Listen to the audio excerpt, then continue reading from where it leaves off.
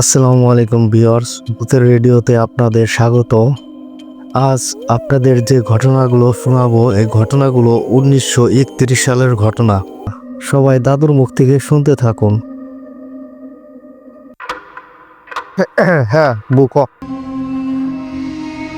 আবার আমার বাপের মামু আসছিল এসব মামু তার বাপের আসছিল কবিতাস ফরিস এনে কয়েকটা আমি হসুর বেড়লাম ঘুরাইছি রে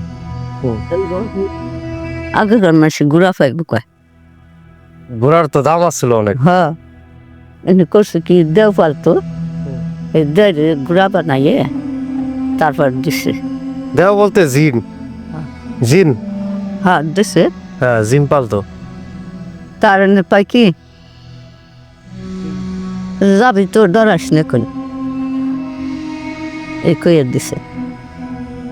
তার এনে করছে কি গেছে বাড়ি আসলে কালোই কালো ব্যাপারে। ইয়ের বাড়ির কাছে। আচ্ছা আচ্ছা।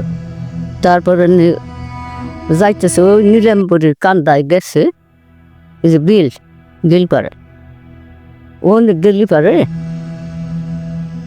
একটা পাঁচের সাবু নুইরে গেছে ফেন্ডে গেছে পারে উনি বলে চমকে উঠছে।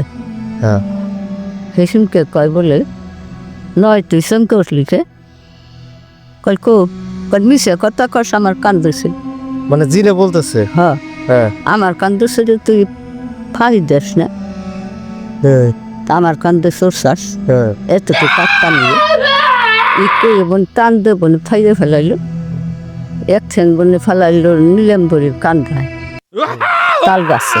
হ্যাঁ আর এক ঠেন বনে সেই উপার কি গাছে যেন ফেলাইছে তাই নাকি? ফেলাইছে তার নিয়ে এত বেলা হয়েছে আর হসুর বাড়তে যায় না।